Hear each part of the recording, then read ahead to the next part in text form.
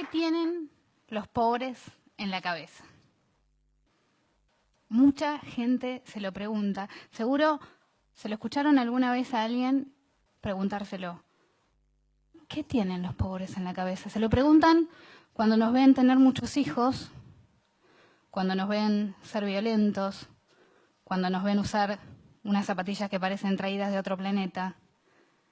Pero sobre todas las cosas cuando ven que los pobres seguimos siendo pobres. ¿Por qué los pobres no salimos de la pobreza? ¿Por qué repetimos las historias? ¿Nos gusta vivir así? Mi nombre es Mayra Arena y tengo casi todos los estigmas que se pueda tener de pobre. Soy hija de madre adolescente, no tengo padre, somos un montón de hermanos, ninguno tiene padre. Dejé la escuela a los 13, fui mamá a los 14 y podría seguir. Pero antes de que se ponga medio deprimente, les quiero contar un descubrimiento que hice cuando era chica y que nunca le conté a nadie. Lo mantuve en secreto todos estos años y se los voy a contar hoy. Cuando yo era chica, soy de Villa Caracol, una de las villas más pobres de Bahía Blanca, donde yo crecí no había baño. Resolvíamos ese tema como podíamos, pero nadie de la villa tenía baño. Por supuesto que yo conocía baños, baño de la escuela, algún baño de algún lugar público, pero nunca había ido al baño de una casa. Una tarde, una amiguita me invita a jugar a su casa y, por supuesto, en la tarde de juego, en un momento, pido pasar al baño. ¿Cuándo pasó? Mi sorpresa. Digo, tienen 2 inodoros. ¿Por qué en una casa tienen 2 inodoros? Digo, ¿es uno para los grandes y otro para los chicos? ¿Es uno para las mujeres y otro para los varones? Me pongo a mirarlos bien y descubro que el segundo inodoro no tiene pozo, sino esta chapita de desagüe. Entonces digo, ese es el inodoro del pis. El secreto que les quería contar es que durante años hice pis en el bidet de mi amiga. Y lo que no les voy a contar es hasta qué edad seguí creyendo que ese era el inodoro del pis. Ese es un secreto que morirá conmigo.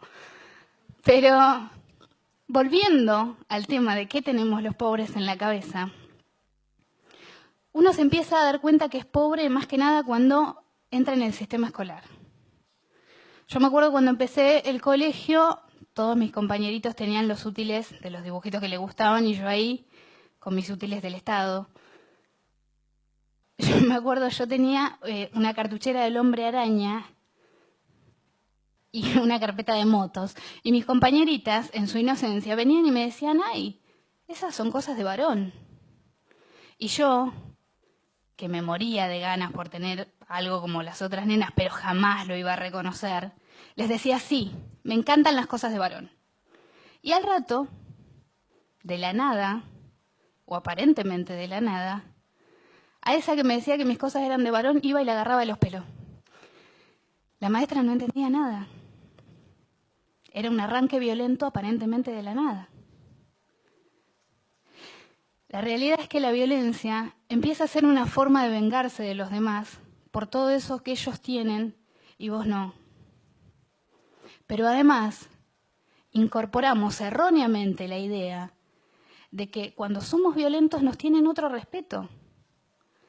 Porque cuando uno empieza a ser violenta, te dejan de preguntar por qué tenés las zapatillas rotas, por qué tu mochila es tan vieja, por qué nunca traes lo que pide el aceño, por qué tus útiles son de varón. Y como no tengo fotos de mis útiles, y como casi no hay fotos de cuando era chica, tengo para mostrarles mi disfraz de la época colonial, que es un papel celofán cortado en tiritas. Y esta foto la pude recuperar gracias a que al día de hoy sigo siendo amiga del caballero del medio.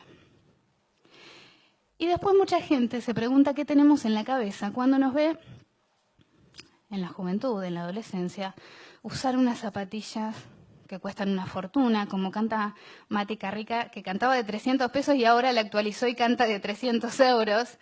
Estuviste muy bien ahí, pues ya de 300 pesos no existe. Y la gente dice, ¿por qué usan esas zapatillas? ¿Con qué necesidad? Fluorescentes, gigantes, tienen que ser terribles llantas. La realidad es que después de tantos años, con zapatillas encontradas en la basura o rescatadas de algún lado, con útiles del Estado, con ropa heredada del primo, con camperas donadas de la iglesia o de algún vecino, después de tantos años de todo eso, el día que te podés comprar un par de zapatillas no te alcanza con poder comprártelo. Se tiene que notar que te la compraste.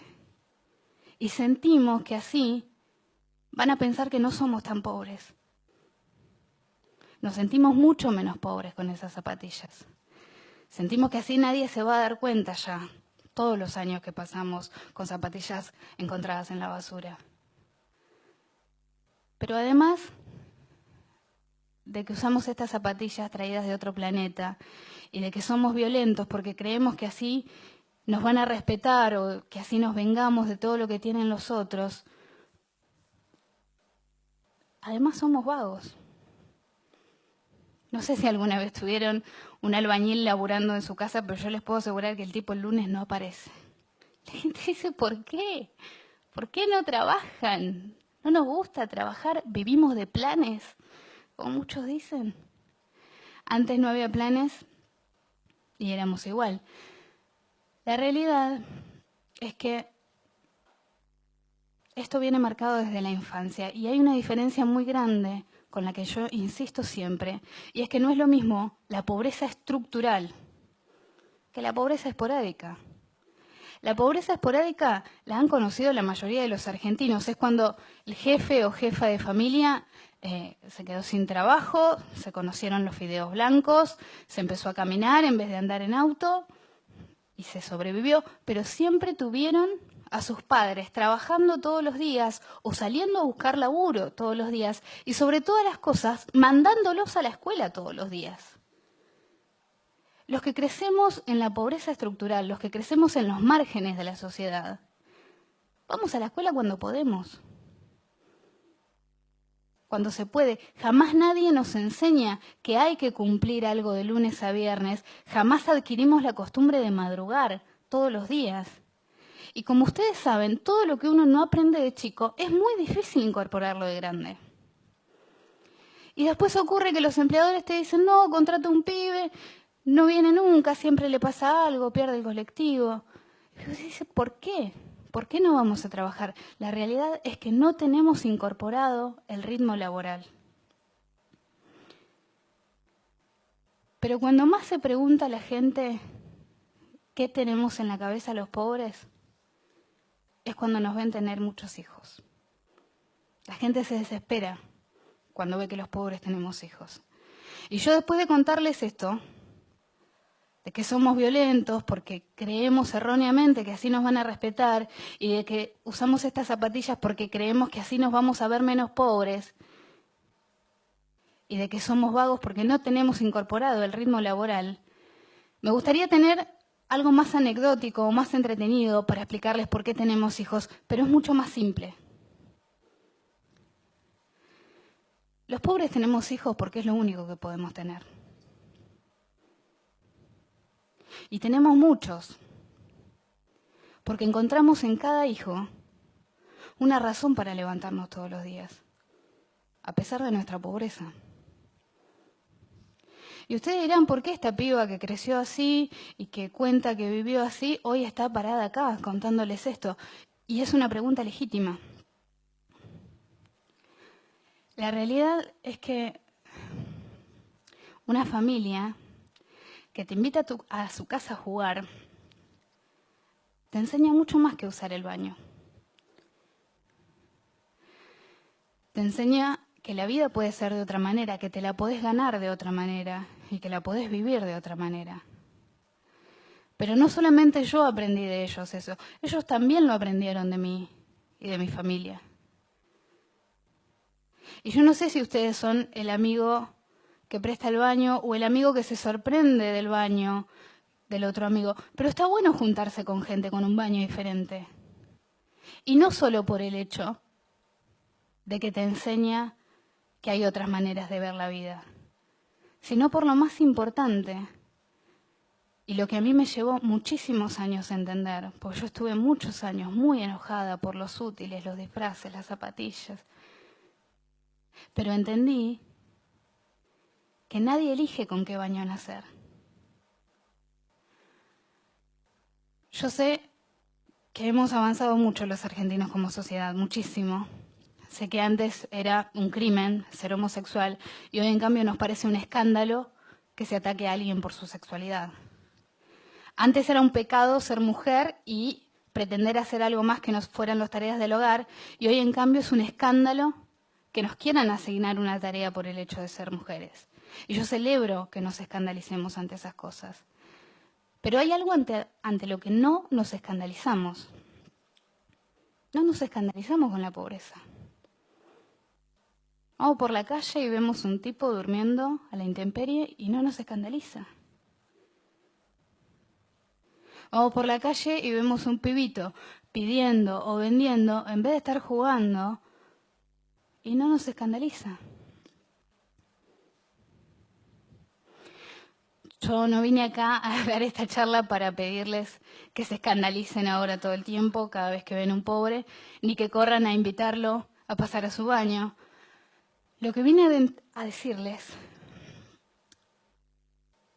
es esta idea que tengo de que es una injusticia que a los pobres se nos condene por no ser educados, pero nadie se pregunta jamás si recibimos educación. Y a los pobres se nos condena por no ser respetuosos, pero nadie se pregunta si alguna vez recibimos respeto. Y si me pongo un poco más sentimental y abstracta, a los pobres se nos juzga mucho por ser fríos, por no ser amorosos, pero nadie se pregunta nunca si alguna vez recibimos amor. A mí me gustaría decirles, yo sé que cuesta mucho entender cómo somos y qué tenemos en la cabeza, y sé que es muy difícil comprender y ponerse en los zapatos del otro, y sé que muchas veces se enojan cuando nos ven ser como somos. Pero ahora cuando salgan de acá, cada vez que se crucen un villero, un pobre, un marginal, porque se van a cruzar, porque somos un montón, porque estamos por todos lados y porque no somos invisibles, como muchos dicen. Pero cuando se lo crucen, antes de enojarse, antes de preguntarse qué tienen estos tipos en la cabeza, me gustaría que piensen, si se hubieran enojado con una nena que les hizo pis el bidet porque nunca había visto un baño. Muchas gracias.